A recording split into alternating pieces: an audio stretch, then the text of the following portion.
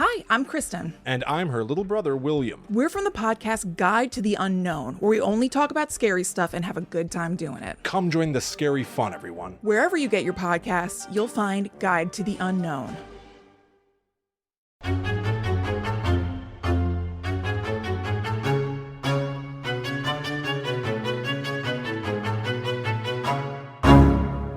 Hi, I'm Chucky. And I'm your friend to the end. Heidi fucking ho.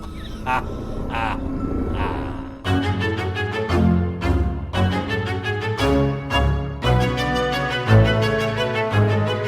And welcome back to Chucky Queers. It's our weekly coverage of Don Mancini's sci-fi show. And I'm Joe.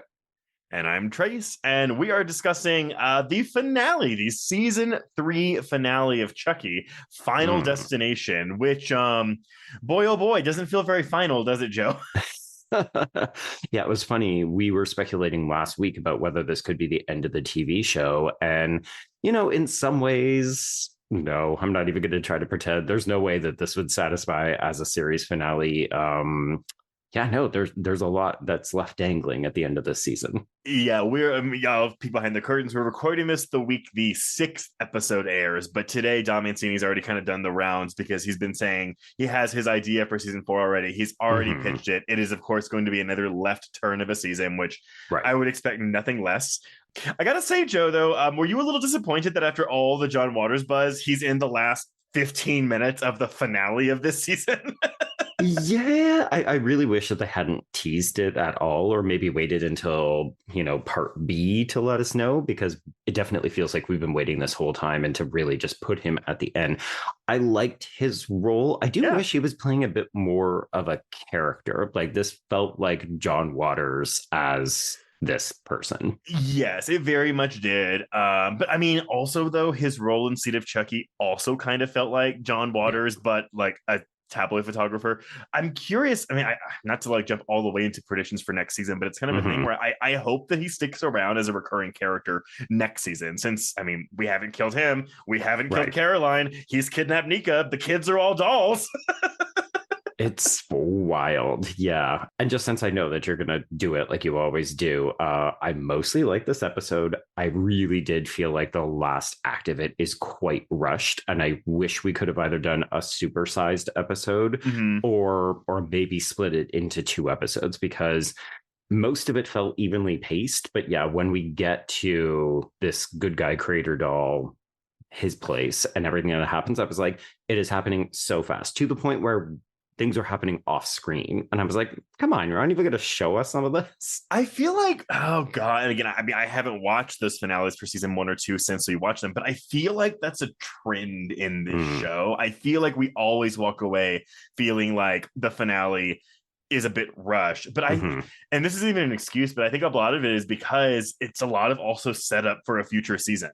Yeah, it is that for sure. Like, I was thinking if this had just ended with the stuff at the White House and this hint that Jake had been possessed by Chucky, I think that actually also would have worked, but it would have allowed the episode a little bit more breathing room. But instead, we've got this really great hook where we've got a bunch of cliffhangers that are going to drive enthusiasm and people saying, where is season 4? I need it fucking now. But I mean, I will even come to the negative side for you on this, where I think the Caroline thing is the issue, because that was the big cliffhanger of last season. You know, I'm sorry, one of the big cliffhangers from last season was that, you know, Caroline was, you know, now with Chucky and blah, blah, blah. And I think I mean, I don't remember if we saw her in that first half of the season, but I feel like we maybe get bookended with Caroline, where she's in the very beginning and she's in the very end. And so it's kind of, it's just a thing where I've never been 100% fully sold. Even I remember saying last year, I was like, I wasn't sure how I felt about the Caroline, like being involved and like being looped into the villain side of it.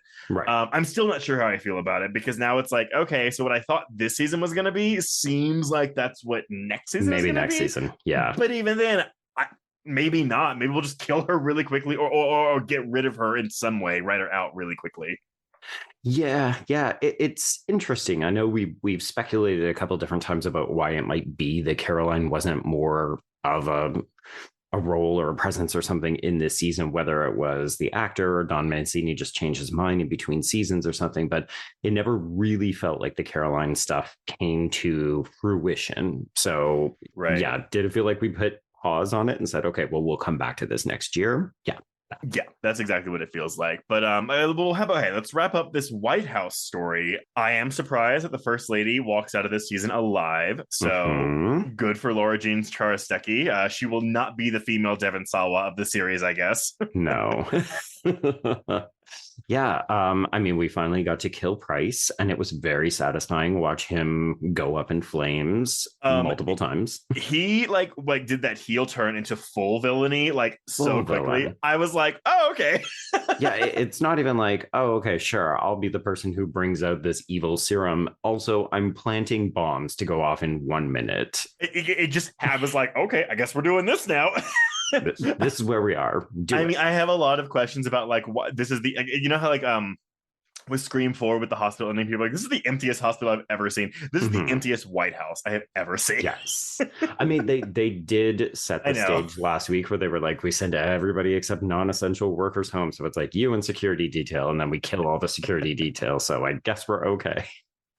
But yeah, so we have a big chunk of this episode devoted to the other side, which I called the further last week, and I will continue calling the further because this still feels like the further. Not mad about it, but I'm glad that it gives Zachary Arthur a chance to really work and play off of Brad Dourif in person, in the flesh.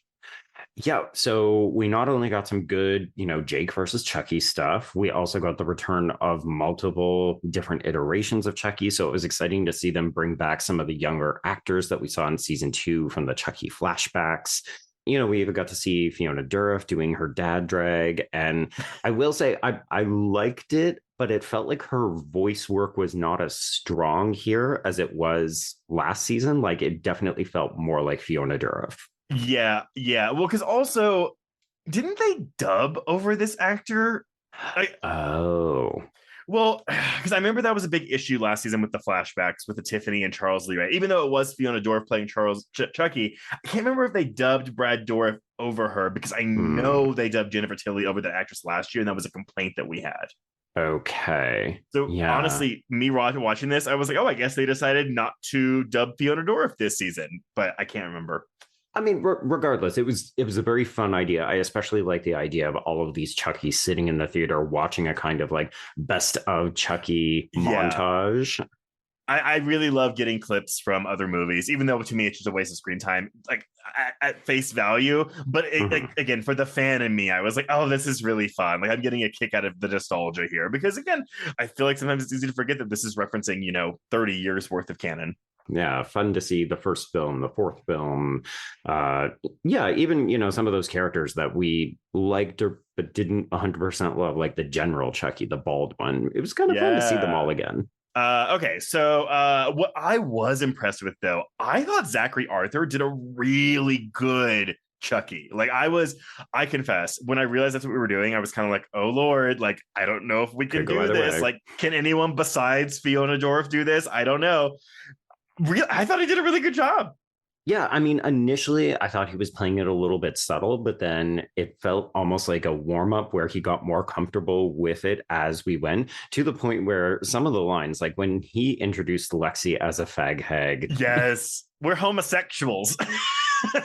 Yeah, his line delivery, again, I don't know if he was channeling Brad Dourif's voice or if they, maybe overlaid a little bit on him, but I think it was mostly just him doing I think it was all him. I would love to know his process for that, though. Again, did he just watch a lot of Chucky like movies and just like try to listen to him, or did he like get one-on-one time with Brad Dourif to be like, hey, can I practice your voice with you?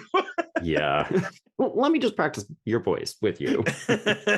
No, but he did great. I also like that it felt as though Don Mancini was listening to particularly the queer fans, where when we do kill Timmy, the remaining mystic in the elevator, our first hint that Jake has been taken over by Chucky is when he says, oh, wow, he's like really fit. Oh, he's fucking fit. We're lampshading Zachary Arthur's real life transformation into a buff person. Yeah. We lose Timmy. It's fine. Who he was only kept alive for this episode just so we can kill him, which is totally fine. But then we got to get Tiffany's big escape, because you were wrong. She did not die this week. I was wrong. Yeah. It definitely, I'm not going to say it's a retcon, but I was like, I'm pretty sure we saw them sticking stuff into her arm last episode. It's fine. I did like how basically all the Tiffany stuff, while she's still in Jennifer Tilly's body, definitely was shot as though it was a Nicolas Cage 90s action film. It was so much slow-mo, glorious action. Her using that one guard, Eli, as basically a human shield. Yes. Like a literal bodyguard. Yeah. Just very, very silly, very, very stupid. I know exactly where they shot this, and it's an impressive use of the space, because I thought for a moment it's like, oh, you're actually going to try to shoot it there and only give it a few moments. But I was happy that we got a whole prison riot and we got to use the exterior and that kind of stuff as well. So yeah, I mean, it gave it some scale, which I think that's not a big issue I have, but it's an issue I have with the Tiffany stuff this season, where it's just been her in a jail cell for 8 episodes, or however many episodes she was actually in this season. So that's definitely something where if we get that 4th season, I really would love for Jennifer Tilly and Fiona Dourif to have is it a pipe dream to say I want them to just be main cast members? I feel like that's maybe not going to be in the cards for the future. Probably not. I feel like if we had have gotten it, it would have either been this season or last season. But, you never say never, because we literally never know where the show is going to go. Actually, we might get more Tiffany next season, because it's going to be the doll. So all Jennifer Tilly has to do is come in and do the voice work. Oh, yeah. No, I for sure agree with that. I thought you meant like you wanted to see more Jennifer Tilly on screen. That was like, probably never, but we will definitely, I think, get quite a lot of Tiffany. Yeah, I was processing this in real time, because yes, I want more Jennifer Tilly, be it in the flesh or just a voice role. So I guess, yes, I want more Tiffany presence in the series moving forward. And I think now that she's back in the doll, I'm hoping that means we will have a larger role for Tiffany, the character, if not necessarily more screen time for Jennifer Tilly herself. Right. Okay, so before we talk about where we sort of leave everybody off and what we thought of all of the cliffhangers, did you have any thoughts on Devon Sawa returning once more to play Jake's dad? I thought this was very interesting. I like that we didn't, because I was really worried he was going to be like, I love you, Dad. It was going to be a really schmaltzy moment. So I love that he's still an asshole. Like, death didn't change this character, but it was still cathartic, I think, for Jake to get to have this confrontation with his dad. Yeah, no, I agree. I mean, I felt not underwhelmed, because that makes it sound like I've been disappointed, but it definitely feels like we pulled back from some of the stuff about like young queers in the show this season. So apart from Jake and Devon actually sleeping together, which also wasn't as big a moment as I was hoping it might be, this felt like a nice moment of, you're right, closure, where we finally get to say what we're going to say to Dad. And I think even him saying, I forgive you, and initiating the hug as opposed to softening the father. You're right. It's good. I will say, too, this entire sequence, this is the most furthery aspect of this scene. But I love that it's in the ballroom, and we have like a ball happening as they're doing this. We have Brad Dourif as like a butler walking by. Like, I thought the staging of all this and just the production design was really, really, really gorgeous. Yeah, and this is one of those cases where it's a huge space and we don't have that many actors, but it felt appropriate for what we were trying to do, because we weren't trying to take away from that emotional piece with the two actors. So this to me felt a little bit Shining. I'm not gonna lie, it was kind of like, Dad, don't drink. Here's Ghost Butler delivering you one. Okay, that's fair. But no, I liked it a lot. And it felt like a smart recognition of Jake's arc over the last couple of seasons. Like, he still has the baby face, but you can tell that Jake has turned into like much more of a man over the course of these 3 years. Yeah, I would agree with that. I'm interested to know if these kids are also like in game for Don Mancini, or I guess in game for the show, Right. Yeah, I mean, the question is, like, if he gets a 4th season, does that mean the movie's off the table, or does it mean they could happen concurrently? Would they feature the same characters? I mean, you would have to assume so, because everything is always canon. But I'm also I can't imagine a movie would go to theaters, because I just can't imagine releasing like a movie that's a sequel to 7 other films and 3 seasons or 4 seasons of a television show being highly marketable. So I want this movie, whatever it is, but I'm interested to see what the release strategy for it's going to be. Yeah, I still think the movie is more of a long shot than a season 4. I would agree with that too. But okay, so Okay. moving in then to our big finale, all of our Mhm. cliffhangers. I will say one thing. I like the fact that these kids get turned into dolls. I do not like the fact that it is their actual faces on these dolls. It is horrifying. It is horrifying. But I also don't know if it looks particularly good. I Like, don't think so. Lexy looks like Cynthia from the Rugrats. I don't know what this is. But it's fine. Yeah. I like the concept. I don't like the execution of this. Yeah, that was one of 2 FX pieces that didn't really work for me. Some of the fire was looking dodgy as fuck when we were that's blowing up fine. the White House, and It's sci-fi, whatever. sci-fi. I think it's mostly that so much of the other stuff has actually looked pretty good. Like I was Mhm. really, really impressed with the blood elevator from last week. Right. I was like, that looked great. It clearly we spent a bunch of money, and or it's just easier to execute. But yeah, between the fire and these dolls, I was like, hey, this finale in terms of like FX work is letting me down a little bit. But I did like the idea. It's just it felt a little too twisty to me. So, they couldn't show us how this came about because we needed to keep the reveal until the end. And I was just Right. like, okay, but how does that work? Like, again, I don't need to know the specifics, but between this and Caroline just automatically knowing how to do voodoo for dummies, and like, we don't even get to see Jake and Chucky go back into their bodies. They just like sit up out of the circle and they're done. I was like, we're speeding this along too much. Yeah, and the way the dolls are, I have to feel like it's budgetary because I don't think the intention is to keep them in these dolls very long, and because of that, we're not going to build 3 new puppets and like animatronic puppets for these kids, which is probably going to cost a lot more money. So again, I imagine this will be a relatively quick fix at the beginning of a potential next season. Yeah. Now, what I will say is that I really enjoyed the set design of Wendell Wilson's house with all of the dolls. It was very creepy. I think it gave us a lot of fodder for interesting Easter eggs that people can parse through later on to see if there's fun stuff in there. It also just made sense in terms of where are we going to get these new fucking doll bodies for Chucky and Tiffany? I mean, I love the fact that, we knew going into this half of the season that, yes, John Waters was going to be playing the creator of the good guy dolls. So I did appreciate the twist that he's actually in league with Chucky because he just loves dolls a lot. Right. But what do we think about Caroline? So as much as we talked about Caroline, she does come back this season. I will say a qualm that I had was I wasn't sure this actress was going to be able to like convincingly portray a villainous child, and I do think she does a good job here. Oh yeah, I agree.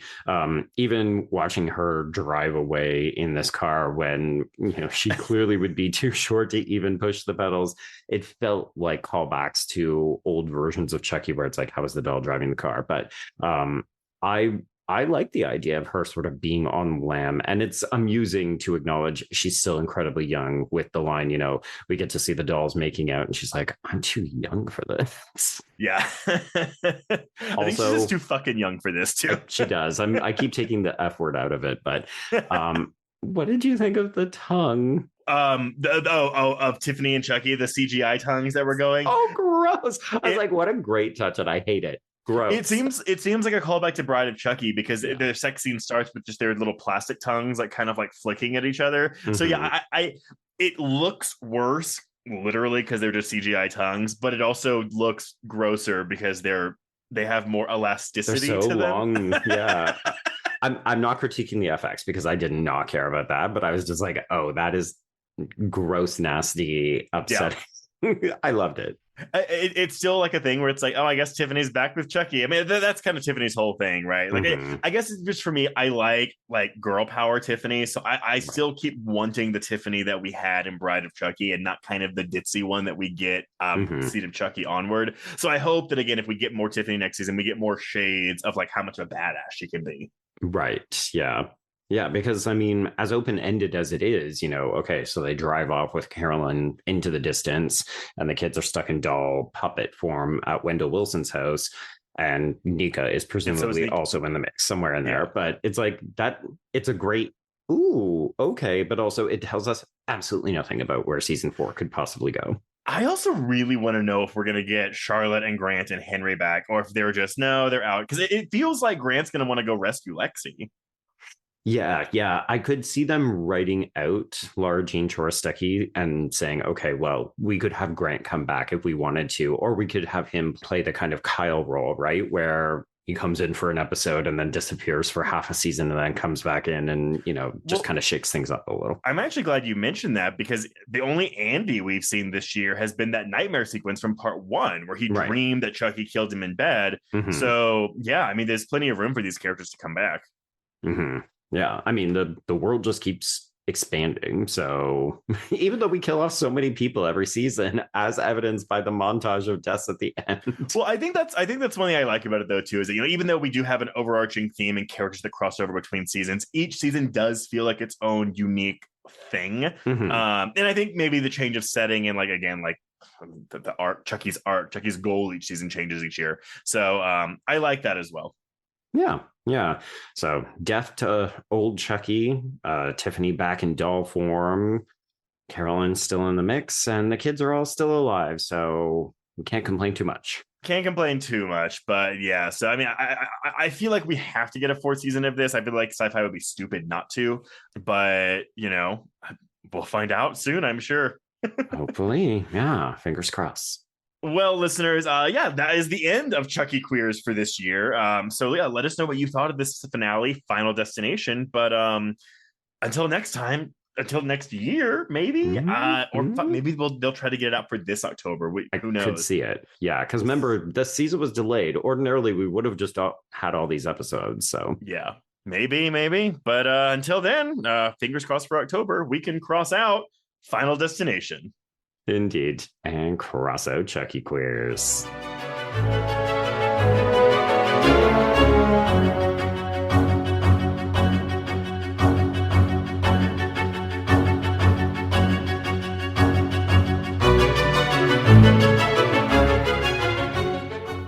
Murder in America is a true crime podcast that covers stories from all 50 states, including stories of mass shootings, serial killers, and lesser-known murders. Do you find yourself doing more research after listening to a true crime show? Well, Courtney and I used to do the same thing, and that's why we created Murder in America. Our podcast dives deep into each case. Our storytelling will make you feel like you're right there within the case with us, watching it all play out, and we do not shy away from the graphic details. If you're a fan of true crime, then listen to Murder in America on Spotify now.